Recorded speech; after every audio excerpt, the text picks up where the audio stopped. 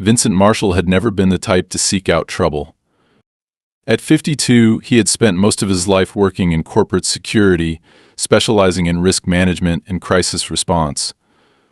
He had seen enough high-pressure situations to know that most conflicts could be avoided with patience, strategy, and a calm demeanor. When he retired early, he thought he was leaving all of that behind. His only goal was to enjoy a peaceful, structured life away from corporate nonsense, office politics, and the endless stress of dealing with entitled executives who thought they were above the rules. So when he finally found the perfect house, a modest but well-maintained home with a sizable yard on the outskirts of a quiet suburban neighborhood, he thought he had secured exactly what he had been looking for. A place where he could keep to himself, work on projects in his garage, and enjoy a sense of order in a world that increasingly felt chaotic. But what Vincent didn't realize was that some battles found you whether you wanted them or not. And this time, the problem wasn't coming from some executive in a suit, it was coming from right next door. From the very first day in his new home, he noticed her.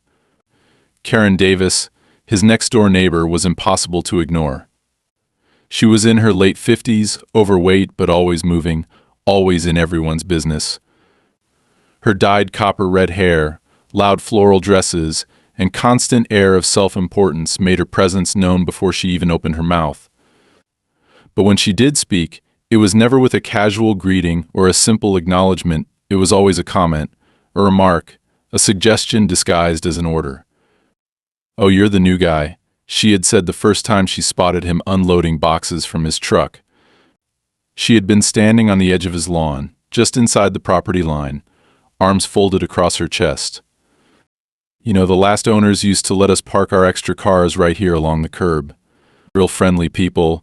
You'll probably want to do the same, keep the peace, you know."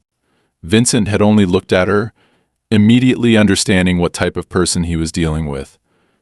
He had seen her type 100 times before, someone who thought they owned more than they did, someone who operated under the assumption that their version of history dictated reality. Instead of arguing, he simply responded, "I like to keep my property clear." Karen's expression had tightened for the briefest moment before her too wide smile returned. "Oh, sure, she said, waving a dismissive hand. "You'll see. People here look out for each other. We all do little favors." Vincent didn't respond, just continued unloading his things. That first week, she kept finding ways to intrude. She would stand by the fence and call out comments as he worked on assembling furniture in his garage. She casually mentioned how the previous owners had always left their side gate unlocked in case neighbors needed to cut through. She hinted at how certain parts of his backyard had always been used as a shared space for gatherings. The more she talked, the clearer it became Karen had spent years extending her influence into the property next door, treating it as an extension of her own. And now that Vincent had moved in, she was trying to do the same to him. He ignored her, always polite but firm. He didn't engage in her suggestions, didn't offer compromises. When she hinted that he should leave his gate open, he installed a new lock. When she said she would drop by sometime to chat, he simply said he preferred his privacy. He thought that would be enough to send a message. He was wrong. It started with small things. A car parked slightly over the edge of his property line. Stray pieces of trash mysteriously ending up near his driveway. The sound of voices lingering just a little too long outside his backyard at night. But Vincent had spent too much of his life dealing with real threats to be paranoid about minor inconveniences. He refused to escalate something that could just be written off as coincidence. But then, something happened that he couldn't ignore. It was late, past midnight, and he had been finishing up some work in his garage when he noticed movement near the side of his house. The motion sensor light flicked on, and he stepped outside, expecting to find a stray animal or maybe a kid cutting through the yards. Instead, he saw Karen. She was standing just past his property line, holding a measuring tape and a notepad, staring at the ground as if studying it intently. "What the hell are you doing?" Vincent asked, his voice flat but firm. Karen jumped slightly, then turned to face him, all innocence and exaggerated surprise. "Oh, Vincent, you scared me," she said, pressing a hand to her chest as if he had startled her. "I was just checking something." He narrowed his eyes. "On my property?" Karen pursed her lips, tilting her head as if considering how to phrase her next words. "Well," she said, dragging out the syllable, "not exactly. You see, I was just thinking, my late husband always told me that the original property line was a little different. I'm just making sure that everything's in the right place." Vincent stared at her, expression unreadable. He had no patience for games. "Everything is exactly where it's supposed to be. You're trespassing." Karen gave a small, breathy laugh as if he had just said something ridiculous. "Oh, don't be so dramatic. I'm just looking." Vincent took a slow step closer. "You've looked enough. Go home." For the first time, Karen's expression changed. The friendly facade wavered just slightly, and something cold flickered behind her eyes. She hesitated for a second too long before finally giving a small, stiff nod. "Of course. I was just checking." She walked away, but not before he saw the slight tension in her shoulders, the barely restrained irritation of someone who wasn't used to being told no. That night, Vincent double-checked his property records. He knew his boundaries were legally documented, but he wanted to make sure everything was airtight. And they were. His property lines were clear, official, and indisputable. But he had a sinking feeling that Karen wouldn't let it go. The next morning, he found an envelope in his mailbox. There was no return address, just his name written in thick, uneven letters. He opened it, and inside was a single printed letter from a law office. Karen Davis was suing him. She was claiming that part of his backyard specifically, the area near his fence and side gate, was actually hers based on an old property record that she was submitting as evidence. The letter stated that she was demanding immediate removal of his fence and access to the disputed section of land. Vincent read it twice. Then he exhaled slowly and set the paper down. He had dealt with stubborn executives, hostile takeovers, and corporate espionage.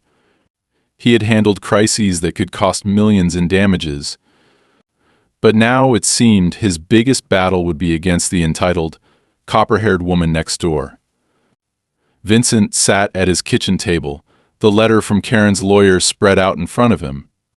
He had dealt with ridiculous situations before, but this was something else entirely. The sheer audacity of it would have been almost amusing if it weren't so transparently malicious. He knew exactly what Karen was trying to do. She was testing him, trying to wear him down, hoping he would be one of those people who preferred to settle quickly rather than deal with legal headaches. Unfortunately for her, Vincent wasn't one of those people. He had spent years dealing with high-stakes corporate disputes, navigating legal loopholes, and shutting down manipulative tactics from people who thought they were untouchable. He had the patience and the mindset for this kind of battle, but what annoyed him the most was the inconvenience of it all. He had moved here for peace, and now he had to waste time and money defending himself against some self-entitled suburban tyrant. He grabbed his phone and dialed the lawyer he had worked with years ago, someone he trusted to handle things quickly and efficiently. When the man answered, Vincent got straight to the point, summarizing the situation in a few concise sentences. "She's claiming part of my property is actually hers based on some old record she supposedly has. I already checked my documents. My deed is clean, the property lines are clear, and there's no legal dispute on file. This is a power play, nothing more." The lawyer let out a small laugh, the kind of weary chuckle that only came from years of dealing with petty legal battles. "Sounds like she's bluffing," he said. "If she actually had a solid claim, she wouldn't have waited until after you moved in to bring it up. But let's not assume. Send me copies of everything you have, and I'll take a look."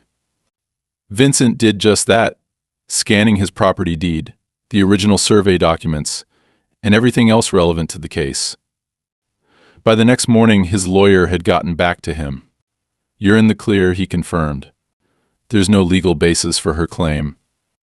Her so-called old record is meaningless unless she can prove it's been legally recognized by the county. Even if she has some ancient map, it doesn't override modern official documentation. This is a classic case of someone trying to pressure you into giving up land they have no right to. That was exactly what Vincent had expected. But Karen wasn't someone who played fair. She wasn't just trying to win in court, she was trying to make his life miserable in the meantime. The next day, he woke up to find her car parked directly in front of his driveway. Not blocking it completely, but close enough that maneuvering out was a hassle.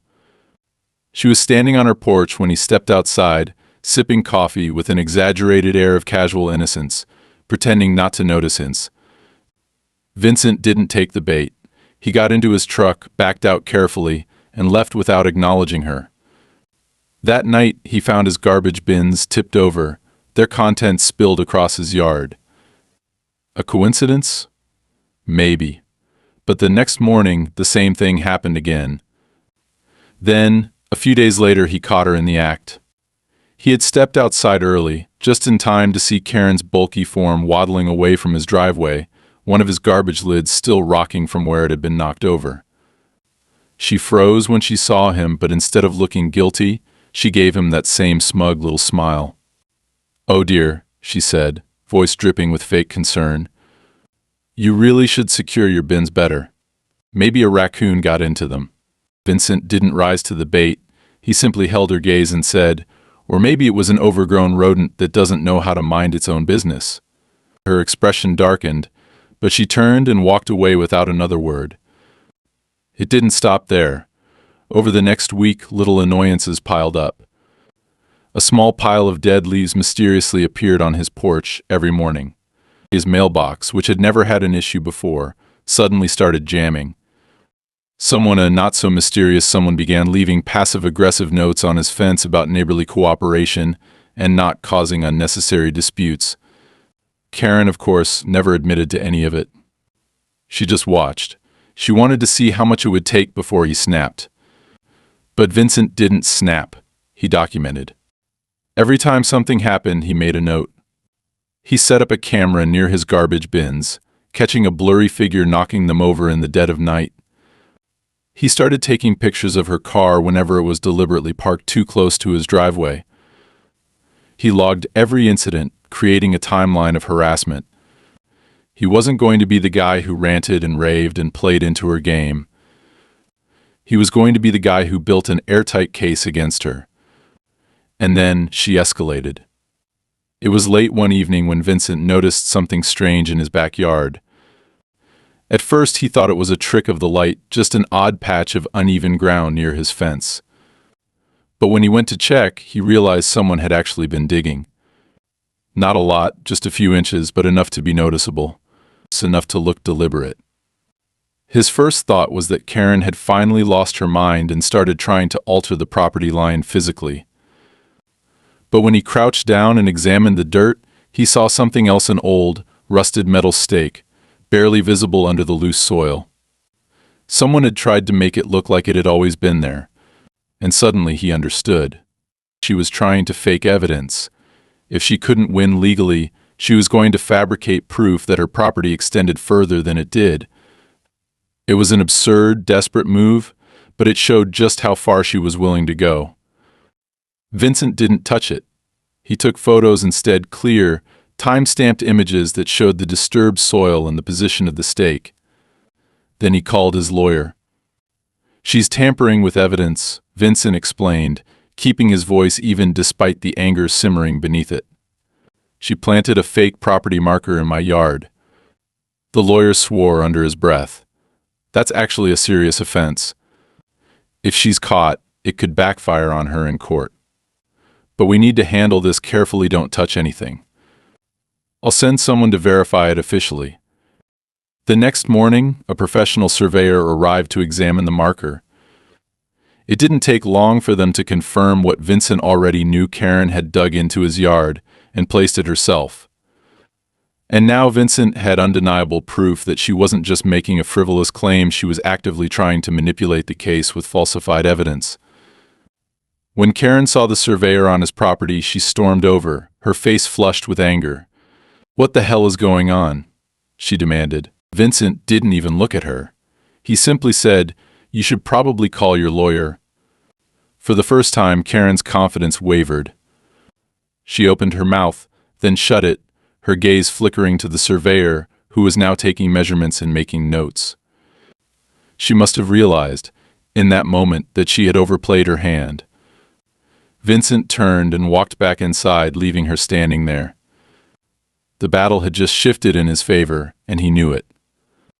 Vincent knew that Karen wouldn't back down easily, but even he was surprised by how quickly she tried to turn the situation around. After the surveyor confirmed that the property marker she had placed was fraudulent, Vincent expected her to retreat, to reassess her approach. Instead, she doubled down.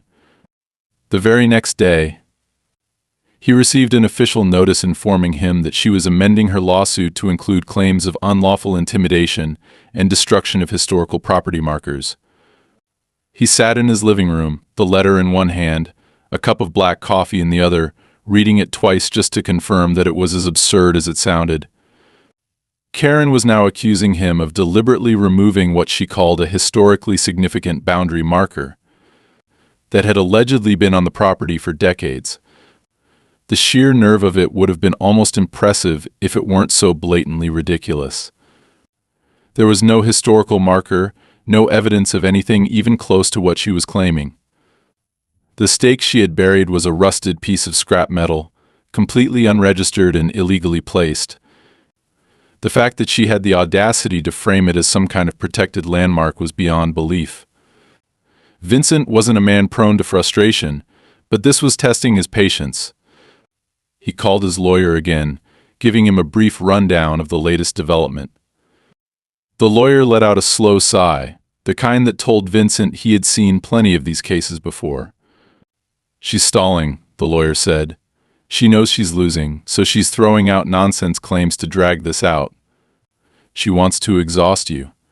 If she can't win, she wants you to get frustrated enough to settle just to make this go away."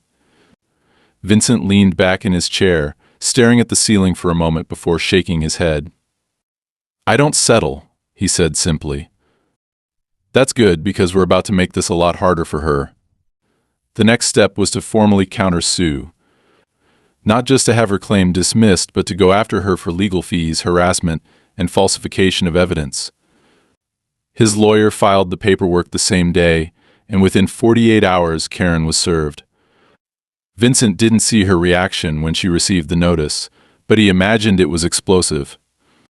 She didn't confront him directly, but the next morning, her car was once again parked right in front of his driveway, closer than ever. This time, he didn't ignore it. He took a photo, then called the local parking enforcement. It was a public street, but there were rules about blocking driveways. The officer who arrived took one look at the placement of her vehicle, sighed, and started writing a ticket. Karen came flying out of her house the moment she saw what was happening. "Are you serious?" she shrieked, arms flailing as she stormed toward the officer. "This is harassment. He's trying to make my life miserable." The officer barely looked at her as he handed her the citation. "Ma'am, your vehicle is obstructing a driveway. You'll need to move it." She turned on Vincent, her face twisted in fury. "You think you're so clever, don't you?" She spat. "You're playing dirty, but I can play dirty too." Vincent remained completely calm. "I don't have to play anything. I just follow the law." Karen's hands balled into fists, and for a second he thought she might actually take a swing at him. But then she spun around, stomped to her car, and peeled out of the driveway so fast that her tires screeched against the pavement. That was only the beginning. Over the next several days, she escalated her passive-aggressive campaign to a full-blown war of attrition. Every morning, Vincent found something: new piles of leaves dumped onto his lawn, bags of garbage mysteriously appearing near his mailbox, even a trail of what looked like birdseed leading from his driveway to his front door, as if she was trying to attract pests to his property. He documented everything. Every incident, every piece of debris, every minor act of vandalism. He didn't retaliate, didn't confront her. He just built his case. Then, one night, things took a darker turn. Vincent had always been a light sleeper. Years of working in security had trained him to wake up at the slightest sound, and that night, sometime after 2 in the morning, he heard something unusual, a faint scraping noise, almost rhythmic, coming from the side of the house. He lay still for a moment, listening, trying to determine if it was an animal or something else. But then he heard it again, followed by a soft metallic clink. Someone was tampering with his fence. He got out of bed silently, moving quickly but without panic. He pulled on a jacket, grabbed his phone, and stepped out the back door, moving carefully toward the side yard. The motion-activated floodlight flicked on, illuminating the area in stark white light. And there, caught in the act, was Karen. She was crouched near the base of the fence, a screwdriver in one hand, a hammer in the other. A bag of tools sat beside her, and she was prying the screws out of one of the fence panels. For a moment, she just froze, wide-eyed like a deer caught in headlights. Then she scrambled to her feet, stuffing the screwdriver into her pocket, as if that would somehow erase the fact that he had just caught her red-handed. Vincent took a slow step forward. "You want to explain what you're doing?" His voice was quiet, controlled, but there was an unmistakable edge to it. Karen's mouth opened and closed like a fish gasping for air. I was just this fence," as she gestured wildly, grasping for an excuse. "This is my property," she finally blurted out. "This fence is in the wrong place. I was just fixing it." Vincent exhaled through his nose, shaking his head. "You are trespassing on my land. You are attempting to vandalize my property. And you have lost your goddamn mind." Karen's face flushed an ugly shade of red. "You can't talk to me like that," she screeched. "I have every right to." Vincent held up his phone and tapped the screen, turning the display toward her. "I just recorded everything you did. So, unless you want to add criminal trespassing and property damage to your legal troubles, I suggest you get the hell off my property." For a second, he thought she might actually lunge at him. But then she let out a furious, inarticulate sound, turned on her heel, and stormed back toward her house. Vincent watched her go, waiting until she was inside before he finally let out a slow breath. He had expected her to escalate, but he hadn't expected her to be so brazen, so utterly reckless. The next morning, he sent the video to his lawyer. "We're adding this to the case," he said simply. His lawyer responded almost immediately. "Good. She just made our job a lot easier." That day, Vincent filed a formal police report. Not just for trespassing, but for attempted property damage. He didn't expect them to arrest her on the spot, but he wanted the incident on record. If Karen thought she could keep pushing without consequences, she was about to learn otherwise. When she saw the police car parked in his driveway later that afternoon, she stood on her porch, arms crossed, glaring daggers at him. But she didn't come over. She didn't say a word. For the first time since this had started, she looked uncertain. And Vincent? He just smiled. She wasn't winning this fight. Not now. Not ever. Vincent had dealt with plenty of irrational people in his lifetime, but Karen was in a league of her own. After catching her in the act of trying to tamper with his fence, he had assumed she would finally take a step back, realizing that her little game had backfired. Instead, she seemed to take it as a challenge. If anything, her hostility became even more aggressive, but in a way that was more calculated, more insidious. She no longer acted with the reckless desperation of someone grasping at straws. Now she was trying to manipulate the situation, to twist the narrative into something that made her look like the victim and him the aggressor. The morning after he filed the police report against her, he found a note taped to his mailbox. The handwriting was shaky, overly dramatic, as if written by someone feigning distress. "I feel threatened in my own home. I am being harassed. I will not be intimidated into silence." There was no name, but he didn't need one to know who had written it. He took a photo of it and tossed it into the trash without a second thought. That same afternoon, 2 officers knocked on his door. Vincent had been expecting it. He greeted them with calm professionalism, inviting them inside. They were polite but firm, explaining that Karen had come to the station that morning to file a report claiming he had been stalking her, taking pictures of her house, and trying to intimidate her. Vincent listened without interruption, waiting for them to finish before silently pulling up the video of her trespassing in his yard with a screwdriver in her hand. He played the footage, let them watch as she blatantly tried to remove the fence panels in the middle of the night. When it ended, one of the officers exhaled heavily, rubbing the bridge of his nose. "Yeah, that's not what she told us." The other officer, a woman with sharp eyes and a no-nonsense attitude, asked, "Do you have any security cameras on your property?" Vincent nodded. "Only in key areas. But I have enough to establish a pattern," she nodded approvingly. "That's smart. Because I have a feeling she's not done with this." Vincent wasn't naive enough to think that showing them the footage would make his problem disappear, but it did put him in a stronger position.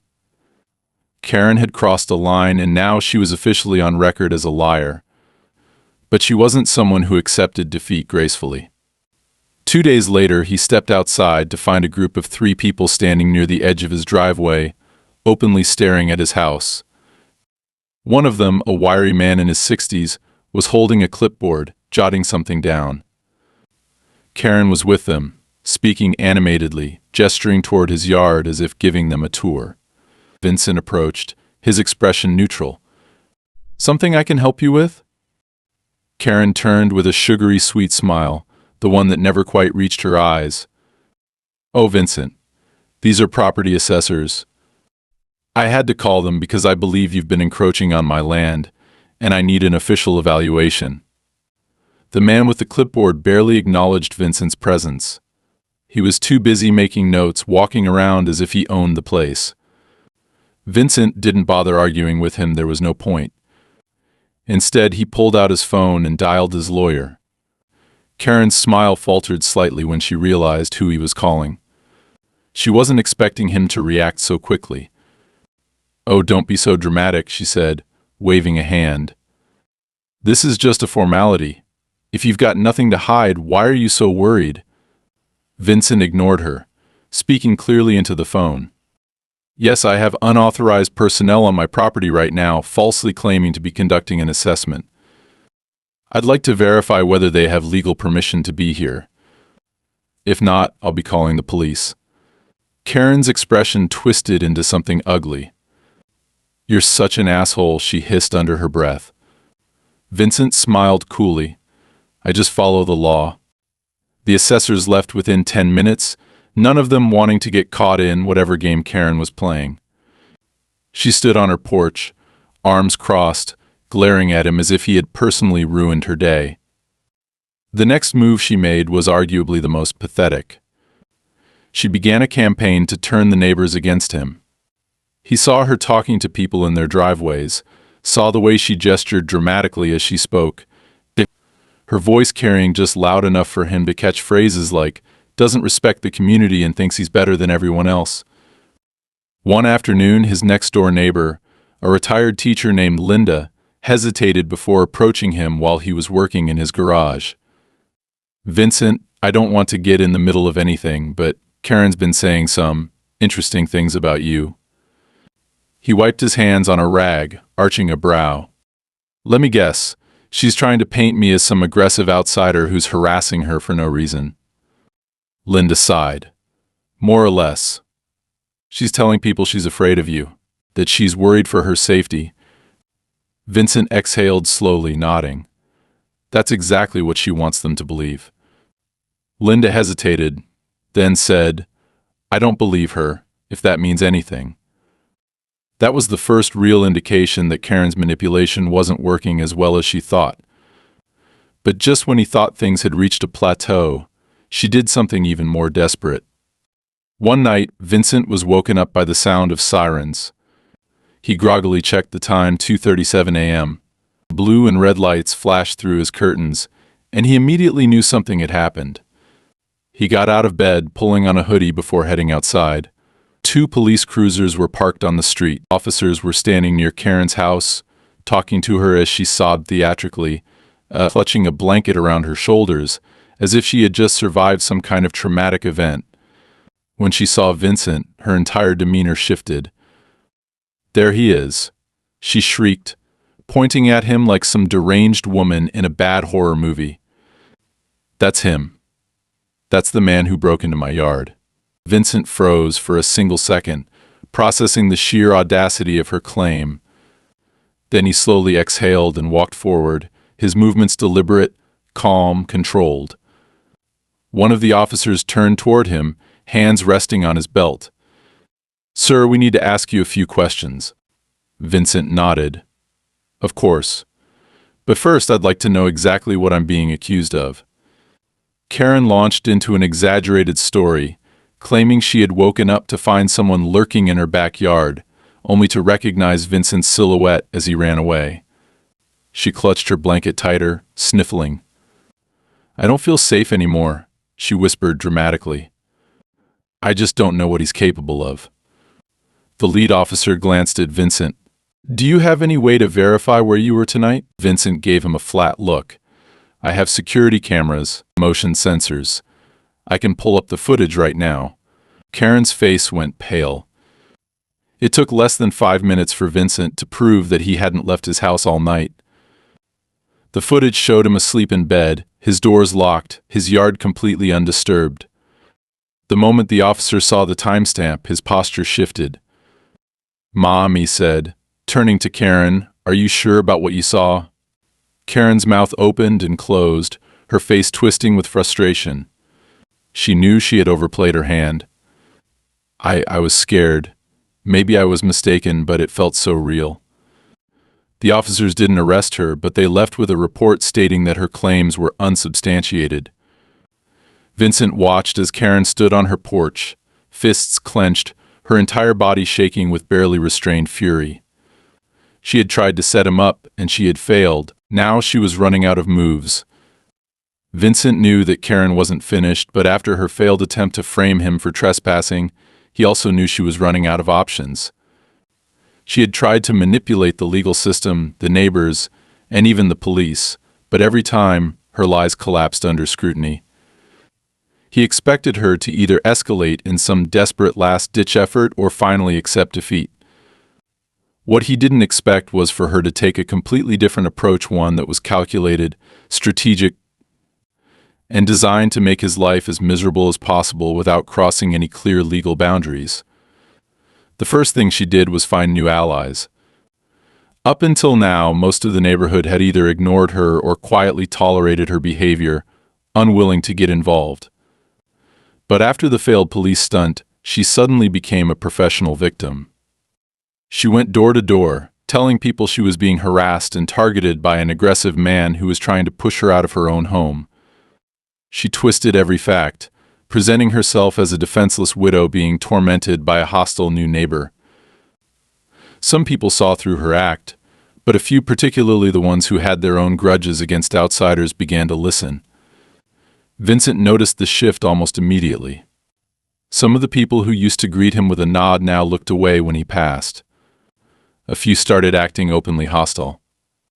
One morning, as he was leaving to run errands, he heard a voice mutter, "Asshole," from across the street. When he turned to look, an older man, someone he had never spoken to, was watching him with open disdain. Vincent didn't react. He had dealt with workplace smear campaigns before, and he wasn't about to be baited into a confrontation over something as childish as gossip. But then the real sabotage began. It started subtly. A nail in his driveway, perfectly positioned to puncture a tire. He found it before running over it, but he took a picture and made a note. Then came the strange phone calls, delivery services confirming orders he had never placed, utility companies asking if he really wanted his water or electricity shut off. Someone was impersonating him, filing fake requests under his name. It wasn't hard to figure out who was behind it, but proving it, that was more difficult. One night, as he sat on his porch, drinking his usual evening coffee, he noticed a car slowly rolling past his house, moving just a little too slow to be normal. The driver didn't stop, didn't wave, just stared at his property before continuing down the street. He didn't recognize the vehicle, but the next morning, he found a new message taped to his mailbox. "You don't belong here." No signature. No proof it was Karen. But Vincent didn't believe in coincidences. His patience was wearing thin. Up until now, he had been methodical, documenting every incident, keeping a detailed log of Karen's behavior. But this was different. This wasn't just a lawsuit or some petty argument over property lines. This was targeted harassment. She wasn't trying to win anymore. She was trying to make him so uncomfortable that he would give up and leave. So he adjusted his strategy. Instead of reacting, he got ahead of her. He called his lawyer and explained the situation, asking what could be done about the false service requests and potential identity fraud. The lawyer advised him to file a formal complaint with the companies involved, making sure they flagged his account for unauthorized activity. Vincent also spoke with the local police again, not to make an accusation but to put everything on record. If this continued, he wanted a paper trail that showed a pattern of escalation. Then he took it a step further. He hired a private investigator. Not the kind you see in movies, lurking in shadows with a camera, but a professional whose job was to quietly and legally gather information. Vincent didn't expect the investigator to catch Karen in the act of anything outright illegal, but he wanted to know if she had a history of this kind of behavior. If she had done this before, there might be records, other lawsuits, complaints, patterns that could be used to discredit her entirely. The investigator got back to him within a week. The results were both unsurprising and deeply satisfying. Karen had a long history of disputes with former neighbors. She had sued a couple 10 years ago over a supposed fence violation, only for the case to be dismissed. She had another incident 5 years ago where she accused a young family of endangering the neighborhood because their kids played outside too loudly. In that case, she had attempted to get local authorities involved, but nothing had come of it. Most damning of all, there were records of complaints filed against her by people who had lived in Vincent's house before him. Not all of them had escalated to lawsuits, but the pattern was undeniable. She had been doing this for years. Armed with this information, Vincent updated his lawyer, who saw an opportunity. "This proves she's acting in bad faith," he said. "It's a pattern of behavior, not an isolated incident. If we bring this to court, it won't just be about your property dispute anymore, it'll be about her entire history of harassment." Vincent liked the sound of that. Then, as if sensing that she was losing control of the situation, Karen escalated again. One night, Vincent was woken by the sound of something hitting his house. He sat up, listening carefully. Another thud. Then another. He got out of bed, moved quietly to the window, and looked outside. In the dim glow of the streetlights, he saw a shadowy figure standing near his fence, throwing something at his house. Small, round objects, eggs. He didn't get angry. He didn't rush outside. He simply picked up his phone and called the police. By the time they arrived, the culprit was gone, but the officers took his report seriously. They walked the perimeter of his property, noting the broken eggs splattered against his siding. One officer turned to him. "Do you have any idea who might have done this?" Vincent met his gaze evenly. "I have a very strong suspicion." The officers didn't need more than that. They went next door, knocked on Karen's door, and though Vincent couldn't hear the conversation, he saw the way she reacted. She was angry, loud, defensive, gesturing wildly. But for the first time, she wasn't the one making the accusations. She was the one being questioned. She must have realized then that she was losing ground. The next morning, he found another note in his mailbox. This one was different from the last. It wasn't anonymous. It wasn't vague. It was a single sentence, written in large, shaky letters. "You will regret this." That was the moment Vincent knew, without a doubt, that this was coming to an end. She was getting reckless. She had been so confident, so sure that she could push him into backing down, but instead, she had backed herself into a corner. She had left too many trails, made too many mistakes. And soon, she was going to face real consequences. When he handed the note to the police, they didn't brush it off. They didn't treat it like just another petty dispute. They took it as a direct threat.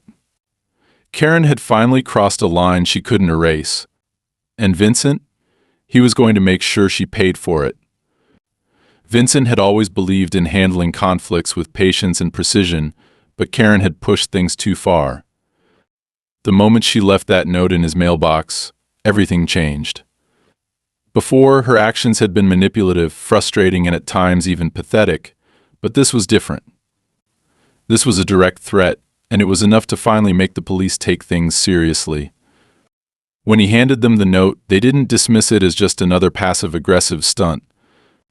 They treated it as what it was: evidence of harassment and intimidation. For the first time, Karen had made a mistake she couldn't spin.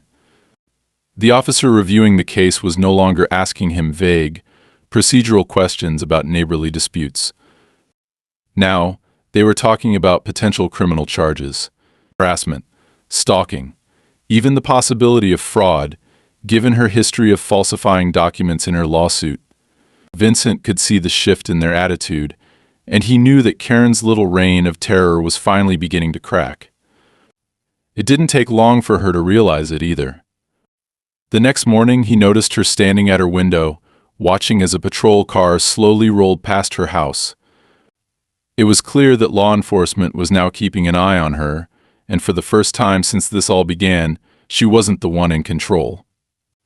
He could see it in the way she carried herself. Her usual smug confidence had turned into nervous, darting glances, the way she hesitated before stepping outside.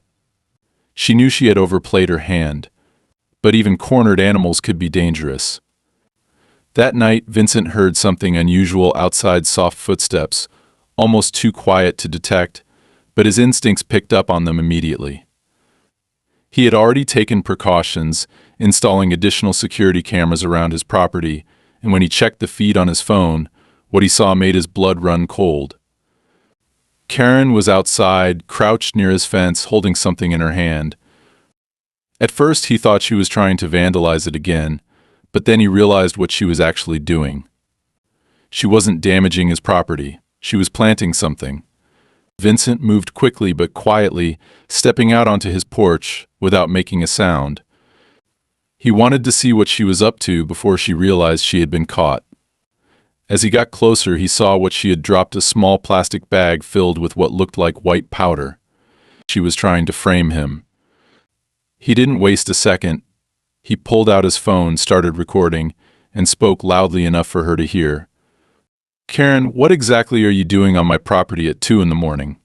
She spun around so fast she nearly lost her balance. Her face was wild with panic, and for the first time she didn't have a ready excuse. I was just, this isn't what it looks like," she stammered. Vincent slowly approached, making sure to keep his phone steady, capturing every moment. "Really? Because it looks like you were planting evidence." He gestured toward the bag at her feet. "You want to explain that?" Karen's face went pale, her mouth opening and closing as if she was trying to come up with something, anything, to justify what she had just been caught doing. But there was nothing she could say that would make this go away. Not this time. The moment she realized it, she did the only thing she could: she ran. She bolted back toward her house, slamming the door behind her, leaving the incriminating evidence lying in the grass. Vincent didn't touch it. He wasn't going to give her any chance to twist this against him. Instead, he called the police. When they arrived, they took one look at the footage on his phone and knew exactly what had happened. They bagged the evidence, questioned Vincent, and then went straight to Karen's house. He didn't hear the conversation, but he saw how long they were there. When the officers finally left, Karen didn't come outside. She didn't step foot on her porch. She had finally been backed into a corner with no escape. The next morning, she made her last desperate move. A thick envelope arrived in Vincent's mailbox. No return address, no markings other than his name written in Karen's messy, uneven handwriting. He opened it carefully, half expecting another childish threat, but what he found inside was something else entirely. It was a letter long, rambling, almost incoherent in places. Karen had clearly written it in a state of panic, her usual arrogance replaced with desperation. She blamed everyone but herself. The police were out to get her. Vincent had tricked the system against her. The entire neighborhood was conspiring to ruin her life. But beneath all the paranoia, the most interesting part was near the end. "I know what you're doing," she had written, her words scrawled in increasingly frantic strokes. "You think you've won, but I still have options. You don't get to just push people around and walk away." It wasn't a threat, not exactly, but it was enough. Vincent handed the letter over to the police, who added it to the growing file against her. The case against Karen was no longer just a civil matter. It was now part of a criminal investigation. 2 days later, she was served with an official restraining order. She was legally barred from stepping onto his property, contacting him, or interfering with his life in any way.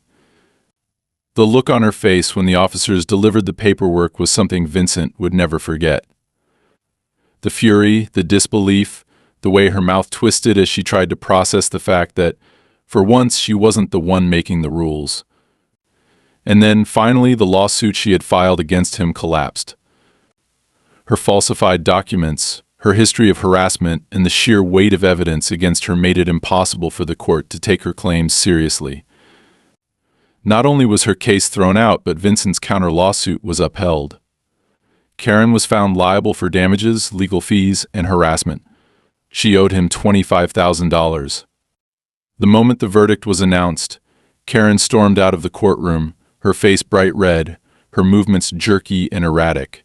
Vincent didn't follow. He didn't need to. He had won, and now it was over. Or so he thought. That night, just as he was beginning to relax, he saw something strange through his window. A for sale sign had appeared in Karen's yard. She was leaving. At first he thought she was bluffing, that it was some last-ditch effort to save face, but as the days passed, it became clear that she really was selling her house. The harassment stopped. No more notes, no more vandalism, no more manipulative games. For the first time since he had moved in, there was silence. 1 week later, he saw her loading boxes into a moving van, her face tight with resentment. She didn't say goodbye. She didn't even look in his direction. He and Vincent? He simply watched as she drove away, knowing he would never have to deal with her again. Vincent stood on his porch, watching as the last of Karen's belongings were loaded into the moving truck. It was surreal, seeing her finally leaving after everything she had done. She had fought tooth and nail to make his life a living hell, and now she was retreating. Her defeat sealed by a court order and a pile of evidence that she could no longer spin in her favor. The neighborhood felt different now. Lighter, quieter. For the first time since he had moved in, he could step outside without feeling like someone was watching, waiting for an opportunity to twist reality against him. Karen didn't acknowledge him as she climbed into her car. She didn't yell, didn't try to get in one last word. She just slammed the door and drove away, her tires screeching slightly as she turned onto the main road. Vincent waited until the truck followed her before exhaling, a long, slow breath that carried months of tension with it. It was over. The next morning, a few neighbors approached him. The ones who had kept their distance while Karen waged her little war were now suddenly friendly, offering tight-lipped smiles and awkward attempts at conversation. A woman named Linda, one of the few who had never completely bought into Karen's lies, was the first to say what they were all thinking. "You know, she's been pulling stunts like that for years," she said, shifting the grocery bag in her arms as they stood near the sidewalk. "She's chased off at least 2 other families before you. But I think she finally met her match." Vincent gave a small, knowing smile. "I wasn't planning on going anywhere." Linda chuckled. "Yeah, I think she figured that out the hard way." A few days later, the for sale sign in Karen's yard was replaced with a bold red sold sticker. The new owners, a middle-aged couple with no interest in neighborhood politics, moved in quietly. There was no drama, no tension, no ridiculous claims about property lines or harassment. Vincent met them once, exchanged pleasantries, and then went back to enjoying his peaceful life. The lawsuit had left Karen financially wounded, but Vincent didn't feel any satisfaction in that.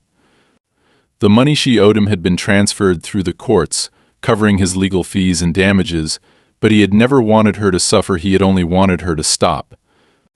And now she had no choice but to leave him alone. One evening, as he sat on his porch with a cup of coffee, he allowed himself to reflect on everything that had happened. Karen had underestimated him from the start. She had assumed that he was just another passive neighbor, someone who would fold under pressure, someone who would give in to avoid the hassle of a prolonged fight. But what she hadn't understood was that Vincent wasn't a man who backed down. He had spent years in corporate security, dealing with people who played far dirtier games than she ever could. He had seen manipulation at its highest levels, and he knew how to counter it. What surprised him the most was how deep Karen's need for control had run. She hadn't just wanted to win, she had wanted to dominate, to rewrite reality in a way that made her the undisputed authority of their tiny corner of the world. And when that power was taken away from her, when her tactics failed, she had crumbled. The silence in the neighborhood was the clearest sign of her absence. No more petty conflicts, no more whispered gossip campaigns, no more ridiculous police reports. Vincent had reclaimed his peace, and this time no one was trying to take it from him. Weeks passed, and life settled into a new rhythm. He returned to his usual routines, working in his garage, tending to his yard, taking evening walks without the constant feeling that someone was watching him. The legal mess was behind him, the stress had faded, and for the first time since moving in, he finally felt like his home was truly his. Then, one afternoon, he checked his mail and found an envelope with no return address. His first instinct was suspicion, but when he opened it, he found something unexpected. It was a single sheet of paper, a printed notice from a courthouse in another county. Karen's name was listed, along with a case number. A quick search confirmed what he already suspected: she had been sued again, not by him. Someone else, in a different neighborhood, had already filed a complaint against her. The details weren't public, but Vincent didn't need to read them to know what had happened. She had moved on, found a new place, and within weeks she was already at war with someone else. It was almost pathetic. He didn't feel relief. He didn't feel anger. He felt nothing at all. Karen was no longer his problem. He folded the paper, tossed it into the trash, and went back inside, closing the door behind him without another thought. The sun was setting outside, casting long shadows across his yard. For the first time in a long while, he allowed himself to enjoy it without distraction. His home was quiet, peaceful. And this time, it would stay that way.